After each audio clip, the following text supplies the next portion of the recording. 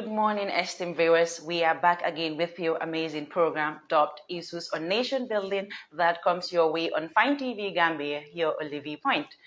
I remain your host, Fatoumata Jaba.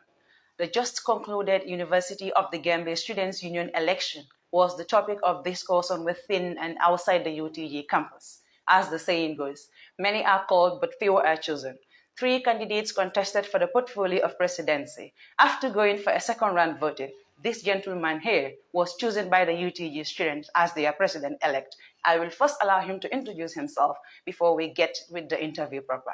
Gentleman, you're welcome. Thank you so much. Thank you so much, Madam Jabang, for the invitation. Okay. And thank you so much, Fine TV, for this wonderful opportunity that you accorded me with. I must first comment by saying that, Alhamdulillah, all praises to Allah. And of course, I must recognize the effort displayed by the students of the University of the Gambia for that introduction as well, which lamented on the election matters. My name is Kemo Conteh. I am a student of University of the Gambia. I majored in political sciences. I serve as the Guidance and Counseling Minister of the Social Sciences and Humanities Student Association on the School of Arts and Sciences. I also serve as Assistant Secretary General in the same faculty-based association. Then last year, I contested for the position of Education and Research Minister in the 28th Executive Council of the University of the Gambia Student Union, where I won with an extraordinary margin. And this year, too, I contested for the position of presidency. Thank you so much for that. We'll get into that. First, we would like you to give a brief biography of yourself. Thank you so much. I am, as you will always say, I'm a Badibunga, by the way. I was born and raised in one of the central Badibu settlement of Jabakunda, where I primarily schooled. From there, I did my junior school in Narikunda Cyber Basic School, and later I moved to Newsworth Senior Secondary School, where I did my high school. And from there, I moved to Stratford College of Management, where I spent 3 years, 6 months studying international relations and politics. And after I moved to Gambia College, I majored in sciences and social and environmental studies. And from there, in 2018-19, I got enrolled in the University of the Gambia to read political science. And that is the journey of my educational background. But of course, I am a son of a health center cook, and of course, a peasant farmer in the small settlement of Jabakunda. And this always motivates me and energizes me whenever I reflect on my background to know where I come from. And this has been a driving force for my achievements as well as what I'm doing today as far as my journey is concerned. Okay, thank you so much for that, Mr. Conteh. We all know it takes a great deal to be famous at the UTG. So, what mechanism do you employ to get this famous among the UTG students? Thank you so much, Madam Jabang. That's a very wonderful question. Students of the University of the Gambia are conscious individuals, and they are always meticulous and cautious in looking at or looking for people who are concerned about student affairs. My fame in the University of the Gambia is not something that is born out of gloom, but rather it's my dedication towards student services. As I said at the introductory part, since I found myself in the University of the Gambia in my 4th semester, I portray myself as a chief servant of the students. I am always at every student activity to ensure that what students need in these activities are provided for them. I serve myself as a resource person, debating public speaking platform. I toured the length and breadth of the country with students of the University of the Gambia. I trained series of University of the Gambia students in public speaking. I am almost at every platform. I move to a student activity. So that really signals that I've consistently been there for students. And that is what students recognize. Exactly. And that's why they think that I'm fit. Exactly, that you're fit for the position. Without wasting more time, I will want us to get straight to the main issue, which is your election. How long have you been planning to be president of the University of the Gambia? So this is a very interesting question because it came from, I will draw history from my intention to contest for the position of Education and Research Minister last year. Okay. I was the last person to declare my candidature as far as all the candidates that had contested in last year's elections were concerned. I remember I declared my candidature less than a month to election, when I was touring the length and breadth of the country with University of the Gambia Debate Association. When I came out, it was a shock to many. We did not think that Kemo was going for this position. We thought he is preparing for presidency, but I knew the journey that I was taking or that I was preparing for. So it was never part of my plan to contest for presidency after I won the position of Education and Research Ministry until 3 months prior to presidential elections. This was a time that I feel that at least I was able to execute 75% of the policies that I promised University of the Gambia students with. So if I'm also at the helm of affairs, I think I can do better than what I've done right now. I can be a steerer of the affairs of the entire students. So that is what motivated me. But again, the journey has started long since, because the moment you began or you begin serving students, they always recognize that effort of you. And anytime you portray yourself as a candidate for presidency, they will say that he has been there for us. So why not be choosing? That's right.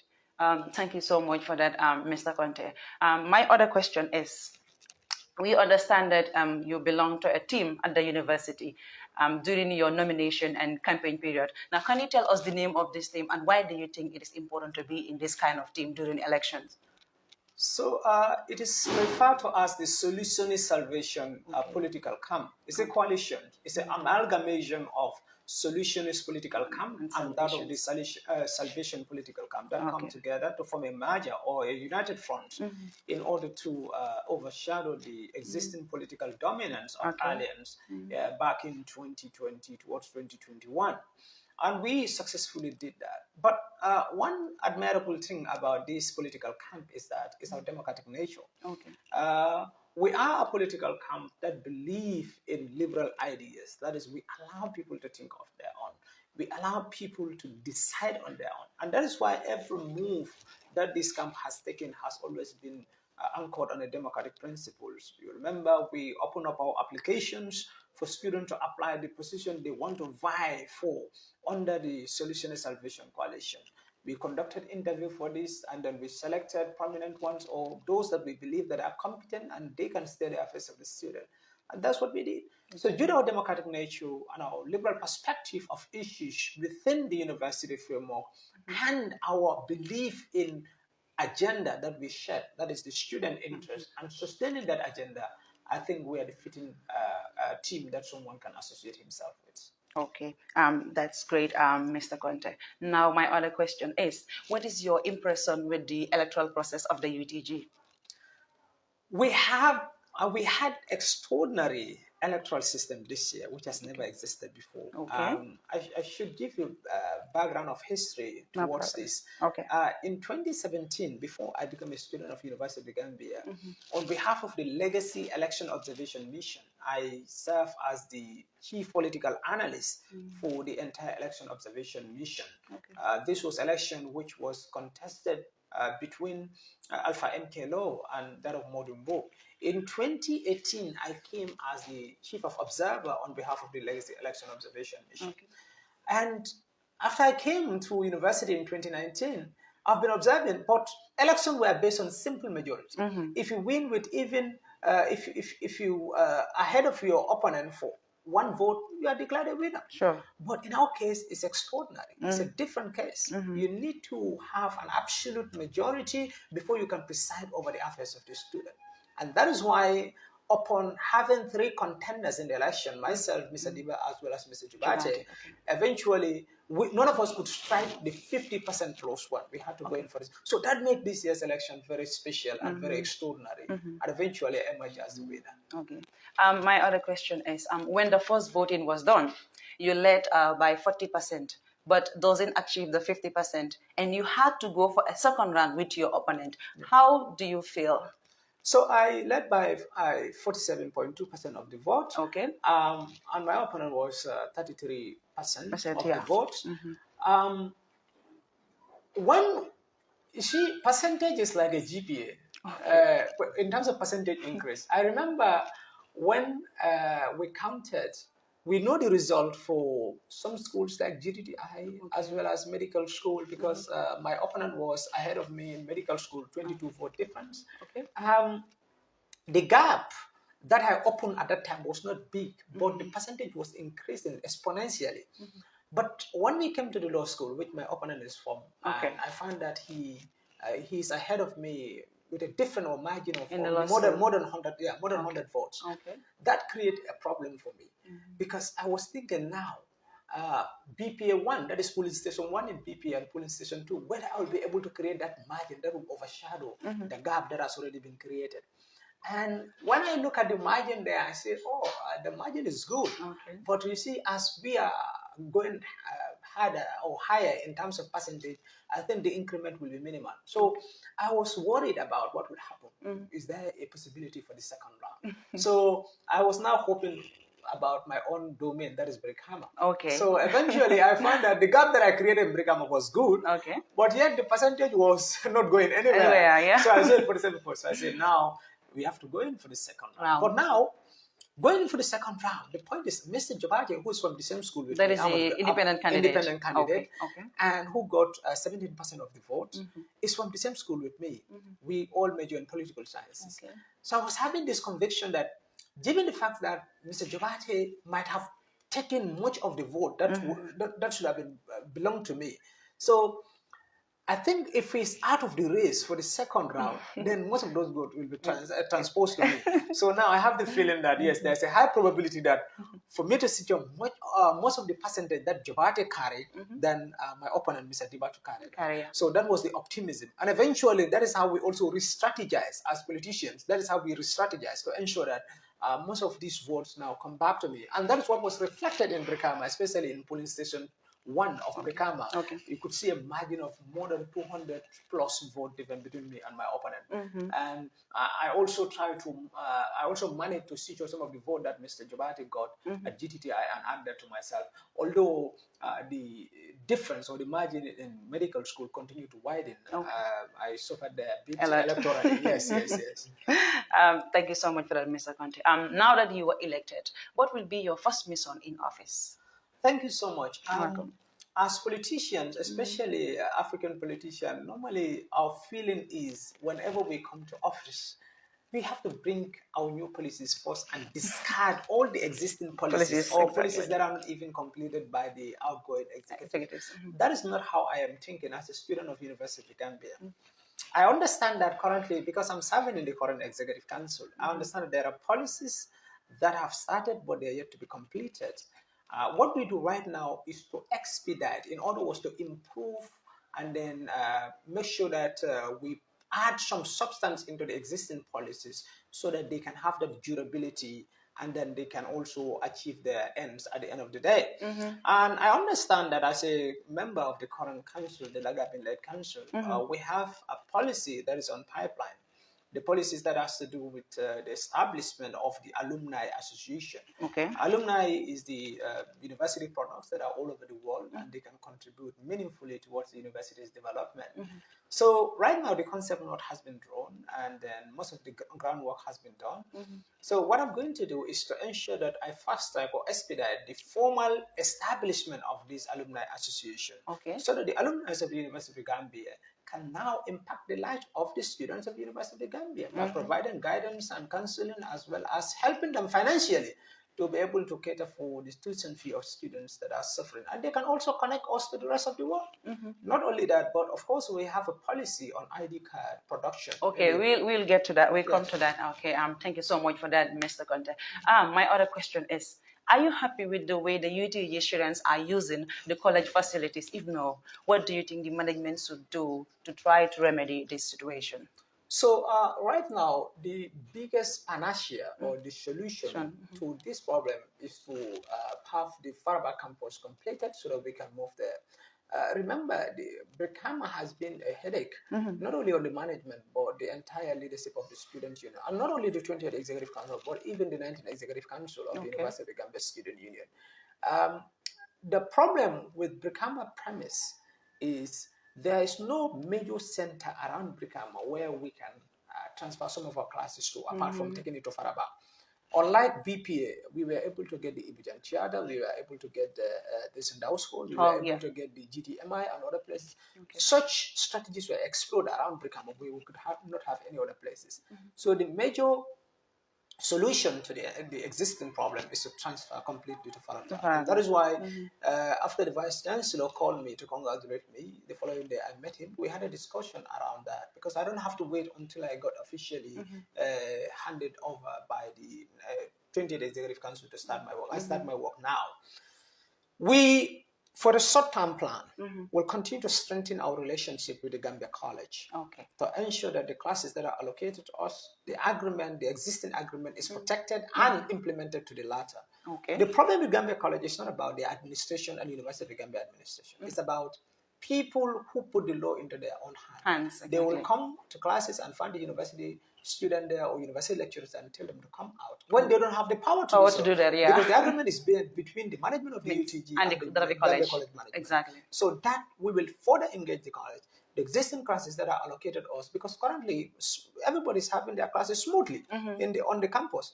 So if anybody who is going against that particular agreement, I think that has to be controlled from the get-go, from before anything is happened right now. So that we are going to track that diplomatically to ensure that is safeguard before we finally move for Faraba. Yes, that's great. Concerning the missing grades, what plans do you have to make sure that this issue are addressed? So missing grade has been an issue in the University of Gambia. I think my administration, under the 20th Executive Council, we have done tremendously well when it comes to the issue of missing grade. But it's good that we clarify what missing grade is, because I think the terminology of missing grade has been consistently bastardized. People think that, well, even though your grade is not on portal, it's called missing grade. and sometimes even people fail a course, they call it a missing grade. It's not a missing grade. The definition of missing grade is very clear. That is if you have successfully registered a course. Successfully, not to punch it and you think that it is there. Successfully. The portal itself will tell you they have successfully registered it. Attended the classes, do the assessments, and eventually you do not see your grade. That is called missing grade. Understand? Sure. And that, based on that, with the existing portal system we have, it's now very rare to have that. And I remember when I came to office in 2020, the first week after my swearing-in ceremony, what I did, I rolled out a Google form, which was available or which went around all WhatsApp all university corners to ensure the people who are affected and they have successfully registered their courses to display those courses to us, and we follow the diplomatic process. If you go to the faculty offices, you find forms there that is about missing grades, and every day there's a specific day that is specifically earmarked to deal with the issue of missing grade. And they have substantially dealt with missing grade. There are issues that has to do with students don't register courses, and they had side arrangement with the lecturers, and eventually they did those courses, and now whether those lecturers are around or not, they start following them. But also we have a plan for that, and that plan is students who are affected, it was clearly communicated to every student. If that is your scenario, go to the Directorate of Student Affairs and Alumni. We're going to call those lecturers concerned and see the need to have your grade on portal, and this will involve the faculty officers, and that we have been doing it. So I think the issue of missing grade, my successor, Mr. Mane, who is the Minister-elect Musa Mane, is going to pick it there. But I think we don't have much things to do with missing grade, because we have solved a lot now. All right, that's good. With regard to transportation, we realized that many students, I mean the university students, found it difficult to travel from Brikama to Faraba campus for lectures. So what plans do you have for those as well? So just to be fair to every student in the University of the Gambia, our focus is not about Brikama Faraba campus, but of course to coordinate and then revamp the entire transportation route of the buses. Currently we have about 6 buses on campus, or 4 buses on campus that are having engine issues. So as part of our short-term plan is to ensure that buses that have issues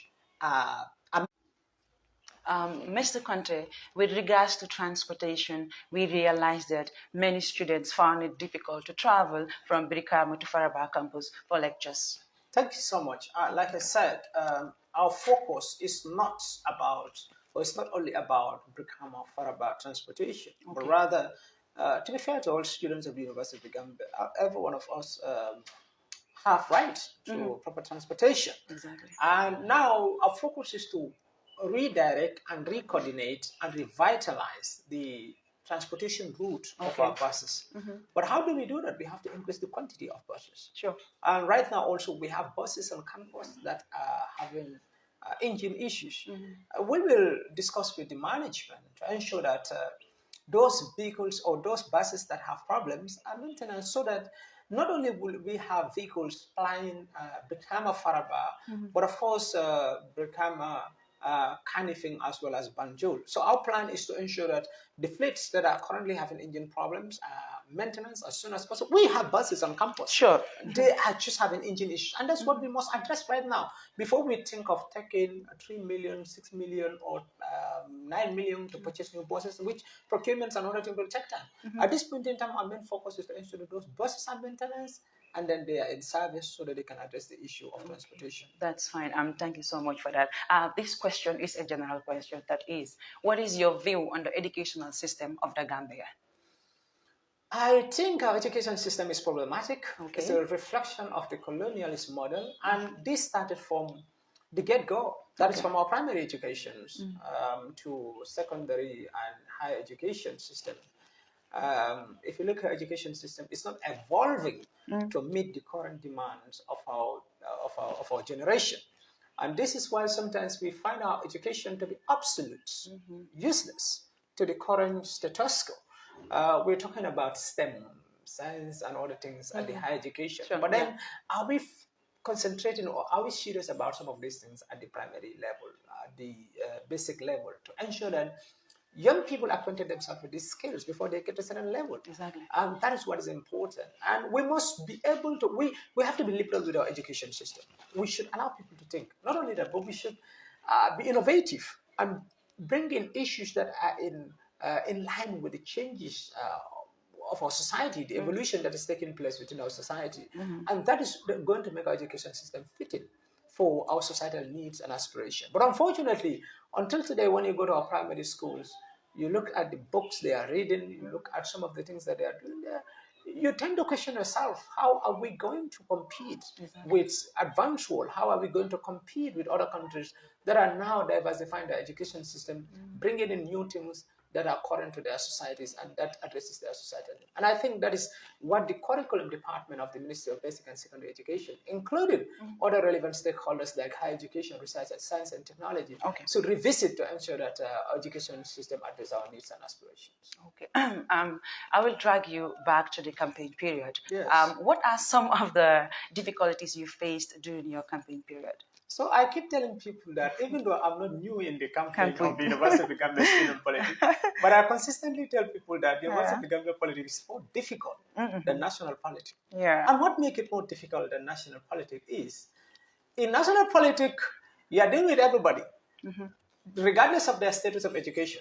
Barrow can come to Brikam and tell them, I will put Wi-Fi even in your garden. And everyone say, hey! And they'll be clapping, shouting. And they will think that, yes, Barrow is going to do this. So exactly. Barrow promised us that we are going to vote him based on Wi-Fi. But if you go to University of Gambia class, you find people in students in class who understand the subject better than you do. If you give that grandiose promise to those people, it will be critique. And you must defend it at that point before you score any political point for yourself, talk less of canvassing votes of those people. So that makes every politician to be a critical thinker in your political platforms. You must research, you must evaluate your point, you must strategize, and given the fact that we don't want to make ourselves available to donations outside, we want to depend on our pockets and other things, moving from class to class, talking to people from 8 a.m. to 7 p.m., going to classes or going to different campuses and all is very, very challenging. Yeah. That is why I always encourage people to come into University of the Gambia Politics. But of course also I warn them that you must also be careful with your academics. If you cannot balance it, please don't try it. Don't try, don't even try. It's very challenging. Exactly. Thank you so much for that, Mr. Conteh. We are meant to understand that Amadou Jobate, the independent candidate, was a member of the coalition, which is the team that you are from. Yes. And later he decided to contest as an independent candidate. Yeah. How do you feel when this happened? So Jobate is a brother and a friend. Okay. He vie on the solutionist social chapter last year. When and eventually he lost the election there, and he was also made as the student week chairperson by the Lagame-led administration, which is predominantly coalition-led, even though we have some members from other camps. We are always with the conviction that we share similar views, similar ideologies, similar ideals with Jabate. Okay. And we had discussions. I myself had discussion with Jabate as per my coming for next election. That is this election that has just passed. And Jabate was among those who were even encouraging me to contest. So it's strange. Yes, it sounds quite strange when Jabate had to buy the form before. Yes. So I find it quite interesting. When I heard that he bought the form, I called him. I said, brother, but this is not what we agree upon.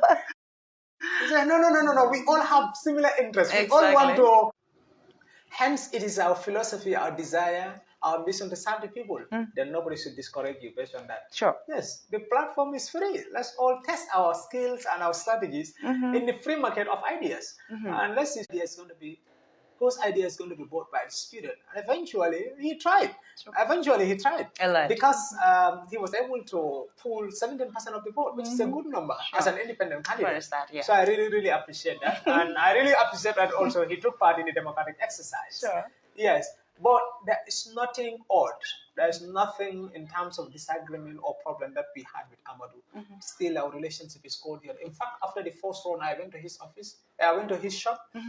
We ate together there. We drank so many things there together. And then, we laughed together. We dispersed. And then eventually, during the second round, when he was not qualified to actually contest for that, when the results were coming out, I met him at the Johnson. We were laughing together about what happened during the campaign trial. That is it. That is our philosophy. And until today, we are good friends. That's beautiful. Mr. Conteh, thank you so much for that. Is it a good idea for some university students to move to Faraba campus? What is your opinion? So, considering the current status of our university, I think it's good that we move to Faraba campus. But we don't go to Faraba like that. And we will not go to Faraba like that. You cannot leave a situation that is not ideal for study, that is not stimulating and conducive for learning, and you go to another place where you're going to have some hurdles. That we are not going to accept that as student leaders. We have preconditions. During the campaign trial, we communicated that clearly that no single student will go to University of Gambia, Faraba campus, unless and until certain preconditions are met. And among them is transportation, which is very important. Yeah. I understand by February, we heard from the Minister of Higher Education, Research, Science and Technology that we'll be moving to Faraba. 4 schools will be going. I don't have to mention the name of the school, but that is what he said. Our precondition still remains. No single student is going anywhere without those conditions. Transportation is very key. All academic necessities must be in place before we move to Faraba. And that is our current stand, and we'll ensure that that is observed. That's beautiful. With regards to your policy, you made mention of the Banjul dormitory. What plan do you have to improve that? So medical students are critical components in our university community. I always tell them that they are one of the most important student sections in our university for the fact that they deal with the most critical aspect of our life. They are the one responsible for human injuries. When we got ill, medical students who are supposed to become doctors are in charge of our life. So if you allow these people to be frustrated, if you allow them to be swallowing or be suffocating in a situation that they are not happy with, it's going to create another psychological condition for themselves, and that they are not going to deliver to expectation. Exactly. It has been the plan of the UNIGAMSA. To your policy, you made mention of the Banjul dormitory. What plan? Welcome back, viewers. Mr. Conteh, with regards to your policy, you made mention of the Banjul dormitory. What plan do you have to improve that? Thank you so much. Consistently, I always said in the campaign platform that medical students form a critical component of our university community. And they are one of the most important students in our university community for the fact that they deal with the most critical component of our society as well. That is our health. If they become doctors, they will be in charge of our health conditions, and that is to save lives of Gambians, not only Gambians, but Africans, or perhaps beyond Africa. So the comfort the stimulating nature of the learning environment of medical students is quite sacrosanct. Sure. That is why whatever that can create that comfort for them is supposed to be seen as a necessity of the University Gambia management, and this includes their dormitory. Already we understand that university has given the medical school administrative a blank check to look around for places within Banjul that they think medical students can be lodged or they can use as a dormitory. Even though we understand that having places that can contain students in Banjul has been a challenge for not only students of medicine, but of course other students around Banjul. What we are going to do as an administration, we are not only going to help them in search for convenient places, but of course, we will compel the administration to understand that there's a need to devise every strategy to ensure that these people have a place to stay. And that is not going to be a compromising statement. We will ensure that there is a land identified. If needs be, that land must be built for medical students to stay, so that those that are on clinical or those that are on call can stay and have their classes, or can stay and attend to all their on calls, and eventually they can go move to their dormitories and spend the night there. It's quite disheartening and frustrating for students to be on call and perhaps at certain time of the night have to leave and go to home. If the person is not staying within Banjul, transportation is always a challenge for that particular student. Sure. And we will work with the UNIGAMSA executive as well as the administration there and the management of the University Gambia to ensure that we expedite strategies, models, so that will create that comfort or convenience for medical students. All right, that's beautiful, Mr. Conteh. My other question is, how do you intend to improve the value of the UTG students' identity card when you get into office as the president? So this was also consistently communicated during the campaign trial. Okay. That is, you see, ID card is not nothing without value. Sure. It doesn't only have to capture my face and my name, my surname, where I come from, or date of expiration. Okay. It should also attract certain benefits. It should attract certain privileges for University of the Gambia student. Likewise, it's happening in other countries in the world. I was in Ghana a couple of months back. I see how the Ghanaian student ID card, if you display it anywhere, you can be treated with certain preferences. So what we're going to do in order to add value to this ID card, we are going to strike MOU with institutions and organizations in the country. I consistently say one of the institutions that we are in haste to have a courtesy call with them and discuss this plan with them is the Gambia Ports Authority. Okay. So that our students that always go in for weekends or holidays or whatever, when they are crossing our ferry crossing point, it can become free for them. And we will also have the same discussion with Ministry of Health to ensure that our students are given certain subsidized healthcare service in our public hospitals. That will add value to our ID card. And not only that, we understand that there are institutions like banks that are interested in partnering with the University of Gambia. We will also recommend to them what is their strategies as to how they can add value to our ID card. Okay. And they will recommend to us what is fitting. And that will also help our University of Gambia students in terms of their banking transaction with the banking institution in the country. That is what we really want. We don't only want a plastic ID card that is fit for nothing, but just to show your face. Okay. That's very beautiful, Mr. Conteh. In your policy, you talked about transforming UTG orientation. Yes. What plan do you have for that? So if you look at the orientation program, for me, we don't have orientation in UTG. Okay. What we have, we have 3 hours event. It's like a nyambo. When you call people for a nyambo and then they name the name, okay. They disperse. So I know when some people hear this, they was calling our orientation as nyambo. You see, that's what we have. Serious universities don't do orientation like that. Orientation duration has to be reasonable, for the fact that there are issues that need to be discussed during the duration of the orientation. So what my plan is to revamp, restructure, and widen the scope of orientation in terms of what's supposed to be gained within the frame of orientation. One, what we're going to do, we're going to develop a comprehensive orientation guide that will detail to new intakes what's supposed to be done at what time and when and how. Let's say understanding university unique cultures. Orientation are meant to introduce new intakes into university unique cultures. Remember, there is a name given to university, not only university, but university community.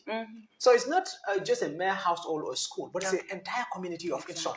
So you need to understand the administrative bureaucracy, you need to understand the administrative layout, you need to understand who is responsible for what, when, and how, and you also need to understand and get special mentors that are trained, that are equipped, and they can introduce you to basic academic training, such as writing, such as referencing, such as in-text citation, and all these things need to be understood between your first week in the university, the courses that you should register, how you should register, and other things.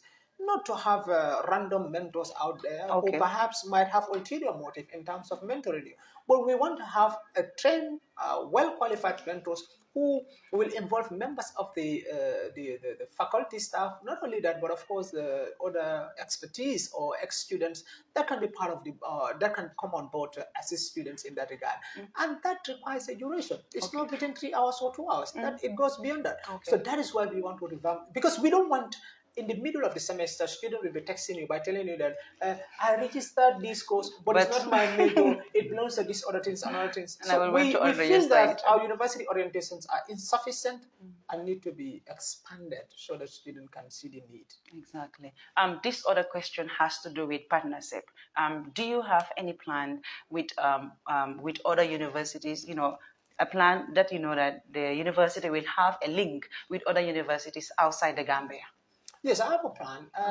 During the course of the campaign, I've been in constant communication with other students, especially Ghana, Kemo University of Science and Technology, as well as the oldest university in Ghana, that is University of Ghana. Okay. I remember by the time I was going to Ghana, that was the same moment that the University of Gambia management traveled to Ghana.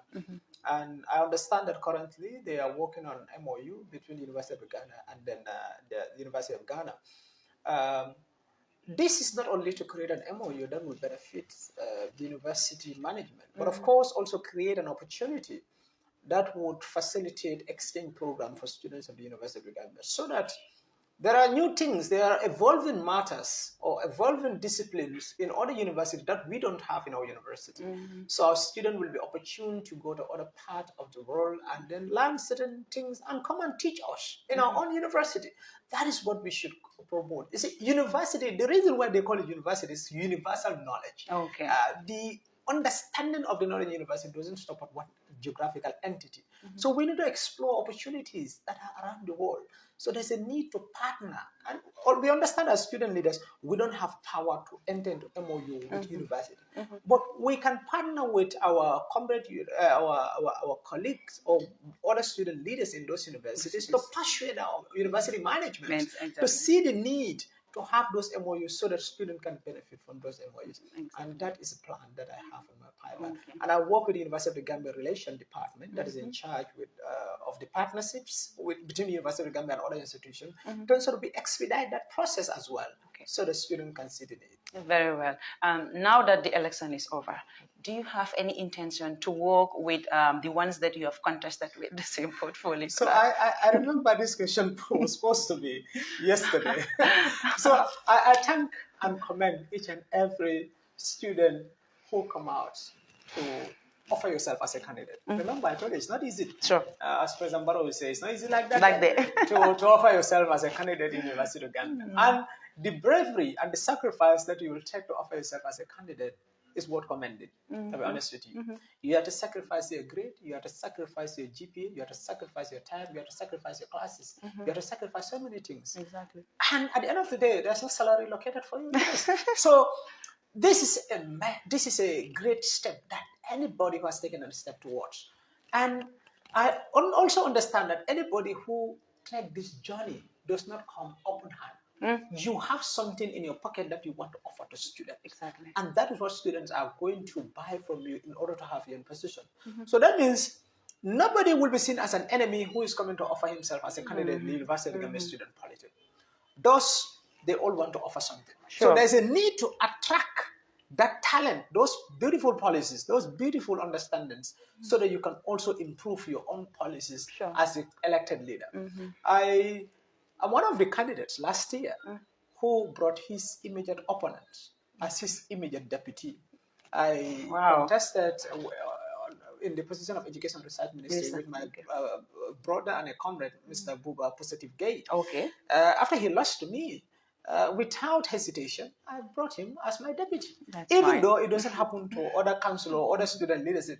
But for me, I see the need because the bravery he took to offer himself as a candidate, I think he has something to offer to students. Exactly. So that is why I did not waste time. Hesitate to. So I believe, even though the president does not have that power or mandate to ensure that he choose deputy for various ministers, but I will help.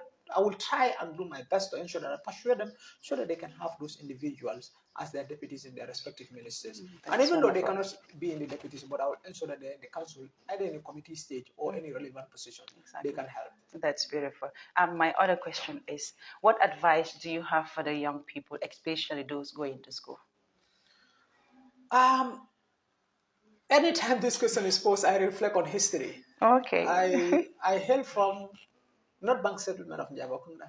And if you know about the Bunkas, our relationship with education is not that very much cordial. And with money as well. No, our relationship with money is more cordial. Not with so we are best known for selling fukajas. Exactly. But the interesting thing is we sell fukaja, but we don't wear fukaja. We sell it to Kiankas and Kombankas. They are the one who wear the fukaja. And we put the money in our pockets, right? Okay. So we understand, I understand my history quite well. Okay. Being someone who hails from a community that is predominantly travelers, my village, what we know is traveling. To go and travel and search for greener pasture, build good houses and other things, get married, that is it. So environment to me was not stimulating for learning. And I did my primary school in a community where, in fact, I'm the first person in the entire, not only the family, but in the entire community to have been in college, to have been to university up to this stage. Some people are mocking me on social media, and they say that the first Badibunka to be the SU president and all that. So that is not very much interesting to me. But the point is, irrespective of the environment, irrespective of our societal built up, I think young people should see the need that transforming this country is anchored on knowledge.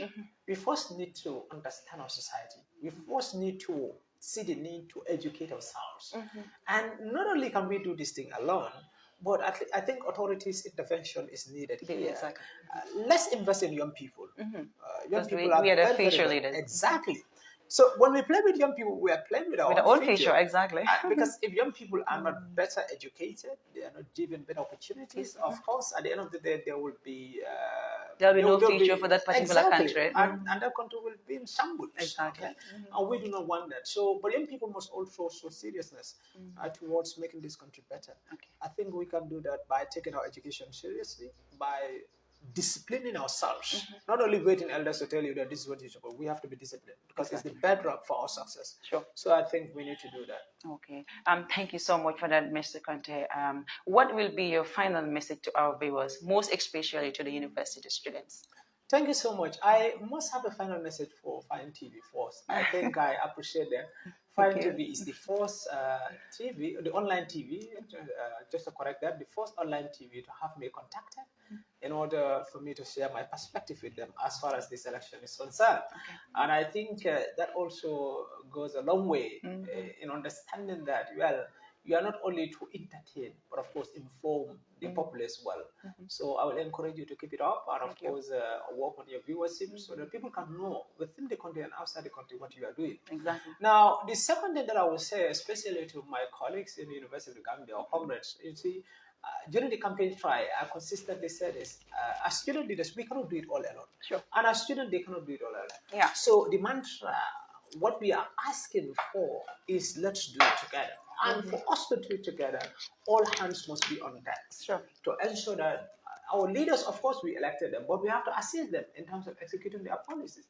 And that is why we are always with the conviction that for us to do it together, every hand must be on deck. So I encourage them to keep up the discipline that they have into the University of Gambia. Let's see the need and value our education so that we can transform our country. And I believe we are on the right track in that. So I will thank each and every one of them for electing me once again as their leader, even though it was not an easy journey, but eventually this is the decision of them. Without them, this democratic success or this democratic change of governance would not have taken place. Sure. So I commend every single student, University of the Gambia.